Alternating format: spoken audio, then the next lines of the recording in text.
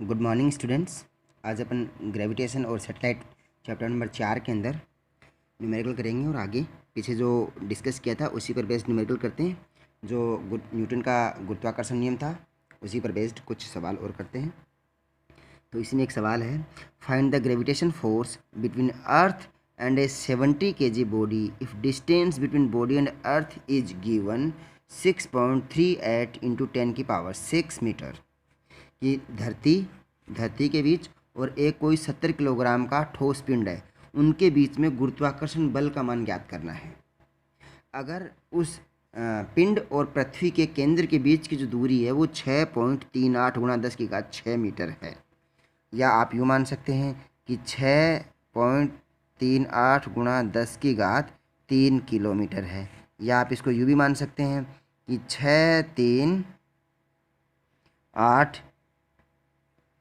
6,380 kilometre के लगभग। ये यहाँ से अगर मैं करूँगा तो 3-2 ठीक है, इतनी डिस्टेंस है। तो आपको ज्ञात करना है कि पृथ्वी और जो ऑब्जेक्ट है, जो पिंड है, उनके बीच में गुरुत्वाकर्षण बल का मान कितना होगा अगर जो डिस्टेंस है वो दी गई है। तो साथ में आपको सवाल के अंदर जो सार्वत्रिक नियतांक होता है कैपिटल G, उसका मान दिया गया है। इस सवाल में कुछ पैरामीटर्स हैं जो आपको पता होना चाहिए या फिर आपको एग्जाम में दिए जाएंगे, जैसे मास ऑफ अर्थ, जो पृथ्वी है उसका द्रव्यमान, और यूनिवर्सल कांस्टेंट उसका मान कैपिटल G, जो कि आपको एग्जाम में पेपर में दिया जाएगा। तो इसके लिए जो फॉर्मूला है वह है F = कैपिटल G m1m2/r²। अब कैपिटल G का मान देखिए, यहाँ पर अपने रखा है 6.67 इंटू 10⁻−11। m के स्पत्ति के अंदर इसका मान रख दिया है। इसका मान m के स्पत्ति में कितना होगा, इसका जो मात्रक है वो होगा न्यूटन मीटर स्क्वायर पर किलोग्राम स्क्वायर। ओके, अब m1 और m2 दो द्रव्यमान है। एक द्रव्यमान, एक जो ऑब्जेक्ट है वो पृथ्वी को माना है, बॉडी को, एक बॉडी पृथ्वी है उसका द्रव्यमान, और दूसरा है अपन को 70 किलोग्राम दिया गया है। ओके, देख पृथ्वी का द्रव्यमान है वो आपको दिया गया है 5.98 इंटू 10⁻24 kg, और दूसरा है वह है 70 किलोग्राम। तो इसका मान रख दिया है।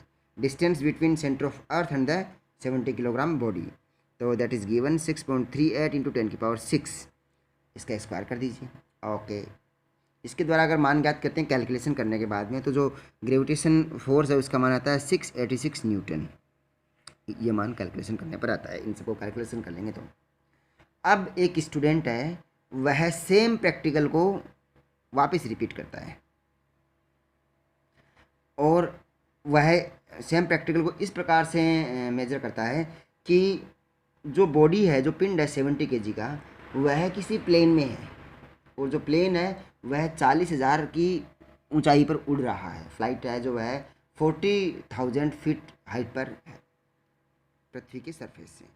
तब बताइए पृथ्वी के कारण से उस पर कितना बल लगेगा। तो देखिए, अब यहाँ पर जो सवाल है इसमें जो R था, ये अब ये R है, इसमें R + H हो जाएगा। आपने देखा होगा, ये देखिए मैंने देखा है, यह 6.38 इंटू 10⁻³ किलोमीटर था, इसको मैंने 6,380 किलोमीटर बना दिया। तो एक्चुअली में पृथ्वी की जो त्रिज्या है वो नॉर्मली 6400 किलोमीटर लेते हैं, 6,400 किलोमीटर। तो ये पृथ्वी की त्रिज्या, मतलब जो पिंड था वो पृथ्वी के सरफेस पर ही था, कि पृथ्वी के सरफेस पर, सतह पर कोई भी एक बड़ा सा पत्थर रखा हुआ है 70 किलोग्राम का, तो उसके कारण से पृथ्वी कितना बल उस पर लगाएगी, तो उस पर बल 686 न्यूटन लगाएगी। अब उसी पत्थर को किसी प्लेन में रख दिया जाए, 70 किलोग्राम के पत्थर को, और वह प्लेन 40,000 फीट की ऊंचाई पर उड़े, तब उस पर कितना बल लगेगा। तब देखिए सेम फार्मूला होगा, बस यहाँ पर R + H हो जाएगा स्क्वायर में। अब देखिए F = 6.67 इंटू 10⁻−11, और पृथ्वी का मास है 5.98 गुणा 10⁻24, और जो ऑब्जेक्ट है वो 70 किलोग्राम का है। लेकिन यहाँ देखिए, पहले यहाँ पर 6.38 था, अब इसको किलोमीटर को मीटर में कन्वर्ट करेंगे, और सॉरी फीट को मीटर में कन्वर्ट करेंगे, और जब इसको जोड़ देंगे तो ये आ जाएगा 6.39 इंटू 10⁻6 का स्क्वायर। अब कैलकुलेट करते हैं तो ये हो गया 684 न्यूटन। तो देखिए, अगर वह जो पिंड था, जो ऑब्जेक्ट था, वह पृथ्वी की सतह पर था, सपोज ये पृथ्वी है, इसकी सतह पर यहाँ पर था। अब इसको जो जो अपन ऊंचाई पर लेके गए, जो जो ऊंचाई पर लेके, अब यहाँ पर है वह, तो यहाँ पर पृथ्वी के गुरुत्वाकर्षण के कारण से जो बल लगता था वह था 686 न्यूटन और यहाँ पर 684 न्यूटन। इसमें दो चीज़ें देखिए, वैसे भी जो जो ऊंचाई बढ़ेगी F समानुपाती 1/r²। सेंट्रल फोर्स है, केंद्रीय बल है, सभी दिशाओं में बराबर लगता है। तो जैसे जैसे r का मान बढ़ेगा वैसे वैसे बल का मान कम होगा, अर्थात पृथ्वी के केंद्र से, ये पृथ्वी का सपोज केंद्र है, गोलाकार पृथ्वी है, तो इसके केंद्र से ऊंचाई जो जो बढ़ती जाएगी वैसे वैसे बल का मान कम होता जाएगा। तो वह पिंड जो है वह 40,000 फीट ऊंचाई पर उड़ रहे प्लेन में रखा हुआ है, तब उस पर जो बल का मान है वह कम होता है। और ऐसे ऐसे जैसे अपन हाइट बढ़ाते जाएंगे वैसे वैसे गुरुत्वाकर्षण बल का मान कम होता जाएगा। एक पॉइंट ऐसा आएगा कि वह पृथ्वी के गुरुत्वाकर्षण का लिमिट मानते हैं कि उसके बाद में पृथ्वी का गुरुत्वाकर्षण है वह नॉर्मली कम हो जाता है, और जो दूसरे पिंड हैं, जो दूसरे प्लैनेट हैं या दूसरे सेटेलाइट हैं, उनके द्वारा जो गुरुत्वाकर्षण है वह काम करने लगता है। तो पृथ्वी और चंद्रमा के बीच में अगर कोई भी सेटेलाइट ऐसा है, कृत्रिम सेटेलाइट है या कोई भी ऑब्जेक्ट है, कोई बॉडी है जो गति कर रहा है, तो वह पृथ्वी की गुरुत्वाकर्षण सीमा को पार कर जाएगा तो वह चंद्रमा के गुरुत्वाकर्षण में आ जाएगा, और चंद्रमा के गुरुत्वाकर्षण में आने के कारण से या फिर वह उस रेंज में रहे, उस लिमिट में रहे। सपोज एक हाइट ऐसी है कि वह पृथ्वी और चंद्रमा के बीच के गुरुत्वाकर्षण संतुलित कर रही है, तो वह पृथ्वी के चारों तरफ वर्ताकार गति में या पृथ्वी की मोशन के या पृथ्वी के पथ के ऊपर गति करता रहेगा। तो पृथ्वी की जो गुरुत्वाकर्षण सीमा है उसको पार करने के लिए जिस बल वेग की आवश्यकता होती है उसको अपन बोलते हैं प्लायन वेग, इंग्लिश में एस्केप वेलोसिटी बोलते हैं, जिसका मान होता है 11.2 किलोमीटर प्रति सेकंड। इतने वेग से अगर किसी पिंड को फेंकते हैं या गति करवाते हैं तो पृथ्वी के गुरुत्वाकर्षण सीमा को पार कर जाता है, एस्केप वेलोसिटी। वो अपन कैलकुलेट करेंगे आगे। तो सबसे इम्पोर्टेंट यही है कि जो न्यूटन का सार्वत्रिक गुरुत्वाकर्षण का नियम है उसमें कि कोई भी दो ऑब्जेक्ट हैं, कोई भी दो पिंड हैं जिनके द्रव्यमान दिए गए हैं m1 और m2 और उनके बीच की दूरी r है, तो उनके बीच मध्य जो लगने वाला गुरुत्वाकर्षण बल है वह गुरुत्वाकर्षण बल दोनों पिंडों के द्रव्यमान के गुणनफल और उनके बीच की दूरी के स्क्वायर के इन्वर्सली प्रोपोर्शनल होता है। उसी पर बेस्ड हमने सवाल किए हैं। अभी अपन देखते हैं एक गुरुत्वाकर्षण ऊर्जा, ग्रेविटेशनल एनर्जी। गुरुत्वाकर्षण ऊर्जा वह एक प्रकार की पोटेंशियल एनर्जी है, स्थितिज ऊर्जा है, एनर्जी ड्यू टू पोजीशन। आप देखिए जो पोटेंशियल एनर्जी है वह एक प्रकार की रिलेटिव एनर्जी है, सापेक्षिक ऊर्जा है कि पृथ्वी की सतह से जितनी ऊंचाई पर किसी पिंड को लेके जाते हैं, हाइट जो जो बढ़ती है वैसे वैसे उसकी पोटेंशियल एनर्जी है पृथ्वी की सतह के रेफरेंस के रिस्पेक्ट में बढ़ती जाती है। अभी इसको अपन देखेंगे। तो इसकी डेफिनेशन क्या है? Potential energy of a physical object with mass has in relation to another massy object due to gravity.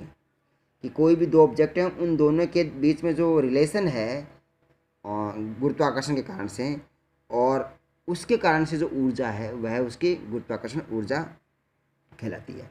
Normally जो गुरुत्वाकर्षण ऊर्जा है वह पोटेंशियल एनर्जी स्थितिज ऊर्जा ही है। तो स्थितिज ऊर्जा के फॉर्मूले के द्वारा जो स्थितिज गुरुत्वाकर्षण ऊर्जा है या गुरुत्वाकर्षण ऊर्जा है उसका मान ज्ञात कर सकते हैं। तो गुरुत्वाकर्षण ऊर्जा का मान जो होता है वह नॉर्मली एक मैथमेटिक्स में आप वेक्टर वाला टॉपिक पढ़ेंगे जिसमें पता चलेगा F is equal to del dot U with minus sign, gradient के साथ में ये फॉर्मूला होता है। और डेल है उसको आप du/dx के रूप में भी लिख सकते हैं अगर एक सिंगल डायरेक्शन में या सिंगल कोऑर्डिनेट पर डिपेंड करता है। अगर 3 कोऑर्डिनेट पर डिपेंड करता है तो del u/x, del u/y, del v/del z हो जाएगा प्लस के साथ में। ओके, अगर यहाँ से अपन को स्थितिज ऊर्जा ज्ञात करनी है तो वह स्थितिज ऊर्जा ज्ञात करने के लिए अपन को जो डिफ्रेंशिएशन दे रखा है इसका इंटीग्रेशन करना होगा। तो देखिए ur is equal to with minus sign integration f/dr हो गया with respect to position r। अब इसकी लिमिट क्या है? जो भी रेफरेंस पॉइंट दिया गया है वो, और वहाँ से लेके पृथ्वी की सतह तक जो केंद्र से जो पृथ्वी की सतह की दूरी है वो r है, तो पृथ्वी की सतह उसकी दूरी जाएगी r। Okay, now F is given. What is F? F is the gravitational force between two object. दो जो पिंड हैं उनके बीच में लगने वाला गुरुत्वाकर्षण बल, उसको F यहाँ पर माना गया है। तो दो पिंड है, एक का द्रव्यमान सपोज पृथ्वी बड़ी है तो उसका द्रव्यमान कैपिटल M, कोई पिंड है वो छोटा है तो उसका द्रव्यमान स्मॉल m मान लिया है, उनके बीच की दूरी r है। तो F is equal to Gm/r²। ध्यान रखिए यहाँ पर एक m स्मॉल है एक m कैपिटल है। अब यहाँ पर मैंने माइनस साइन क्यों लिया? जब वेक्टर फॉर्म में लेते हैं तो इसको नॉर्मली माइनस साइन लिखते हैं, क्योंकि गुरुत्वाकर्षण बल होता है वह आकर्षण बल होता है, और कोई भी बल आकर्षण बल होता है तो उसके लिए जो बल का मान है वह लेस देन 0 होना चाहिए। तो लेस देन 0 होना था, बल should be negative, force should be negative. यहाँ पर आर है वह यूनिट वेक्टर एकांक सदिश है कि जो पिंड है, पृथ्वी है वह पिंड पर बल लगा रही है या पिंड है वो पृथ्वी पर बल लगा रहा है, ये इस बात की दिशा बताता है फोर्स। ओके, तो जो बल है उसका मान है F is equal to minus G small M capital M into R square. Value रख दीजिए इसका, तो इसका मान इक्वेशन में रखेंगे तो ये आएगा U R is equal to minus integration. अब देखिए यहाँ पे जो रेफरेंस पॉइंट है वो ना इन्फाइनाइट माना है, क्योंकि इन्फाइनाइट के ऊपर जो जैसे जैसे रेफरेंस है वो अनंत की तरफ जाएगा तो उस पर लगने वाला बल का मान है वह 0 होगा। तो 0 से लेके सतह तक, पृथ्वी सतह पर कितना बल लगता है उसके कारण से कितनी इसकी पोटेंशियल एनर्जी है। तो मान रखा, मान रखने के बाद में देखिए इंटीग्रेशन करेंगे तो integration 1/r² into D R है, उसका 1/r विद माइनस साइन होता है। वैल्यू रखेंगे, वैल्यू रखने के बाद U R is equal to minus G small M capital M upon R हो जाएगा। पोटेंशियल एनर्जी है यहाँ पर जो आर है, ध्यान रखिए सबसे इंपॉर्टेंट है रेफरेंस। रेफरेंस अपन ने पृथ्वी के केंद्र को माना है, पृथ्वी के केंद्र से पृथ्वी की सतह तक की दूरी है वो आर, और पृथ्वी के केंद्र से अनंत दूरी तक। तो पृथ्वी के केंद्र से अनंत दूरी से पृथ्वी की सतह तक लाने के लिए जितना कार्य किया गया है वो स्थितिज ऊर्जा के रूप में है, और उसका मान दिया गया है minus G small M capital M into divided by R. अब देखिए U R is equal to minus G M M upon R, measure from the reference point centre of earth, simple form of gravitational potential energy, this is simple form of gravitational potential energy is given to here. अब important बात हो रही है कि यहाँ पर कि ये जो U है पोटेंशियल एनर्जी, ये नॉर्मली अपन लेते हैं वो होता है mgh। कोई भी m द्रव्यमान का पिंड पृथ्वी के गुरुत्वाकर्षण क्षेत्र में है, h ऊंचाई पर है, तो उस पर लगने वाली जो स्थितिज ऊर्जा होती है वो mgh होती है, और यहाँ पर दी गई। अब ये mgh है वो अगर पृथ्वी के रेफरेंस के रिस्पेक्ट में लेते हैं तब वो पॉजिटिव आएगी, और किसी भी पिंड के रेफरेंस में डाउनवर्ड लेते हैं तो वो नेगेटिव लेंगे। इसका मतलब ये हुआ कि जो पोटेंशियल एनर्जी है वह वैल्यू तो यही रहेगी G M M upon R, लेकिन रेफरेंस का ले रहे हैं, वो रेफरेंस के ऊपर इसकी वैल्यू डिपेंड करेगी। तो रेफरेंस है वो इंपॉर्टेंट है यहाँ पर, इस बात का खास तौर यहाँ पर अपने रेफरेंस माना है, पृथ्वी के केंद्र को माना है, पृथ्वी के केंद्र से आर दूरी तक। जो पृथ्वी है उसके केंद्र से आर दूरी तक, मतलब पृथ्वी की सतह तक जो स्थितिज ऊर्जा है वह minus G M upon R हो जाएगी, G M M upon R हो जाएगी। ओके, पोटेंशियल एनर्जी का सूत्र होता है वह होता है वेट गुणा हाइट mgh। यहाँ पर देखिए कि u is equal to minus G M M upon R है। अगर r का मान इन्फाइनाइट दूरी पर है, अनंत पर है, सपोज कीजिए कि जो रेफरेंस डिस्टेंस है पृथ्वी के केंद्र से उसको r को बढ़ा के अनंत तक कर दिया जाए, तब वहाँ पर पोटेंशियल एनर्जी कितनी होगी? तो पोटेंशियल एनर्जी वहाँ पर क्या हो जाएगी? 0। तो रेफरेंस पॉइंट के हिसाब से अपन ये इसको रिलेट कर सकते हैं कि स्थितिज ऊर्जा है वह दूरी बढ़ाने पर घटती रहती है, और वो इस सूत्र से भी है, लेकिन घटती नहीं है इनडायरेक्ट रूप से, ये बढ़ रही है, क्योंकि माइनस साइन है तो माइनस से 0 की तरफ बढ़ने का मतलब बढ़ना होता है। तो यह है अनंत दूरी पर पोटेंशियल एनर्जी है वह 0 होगी।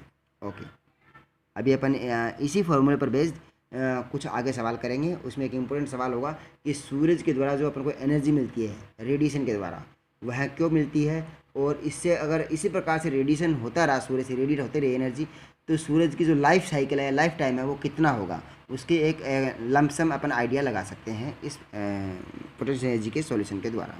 Thank you.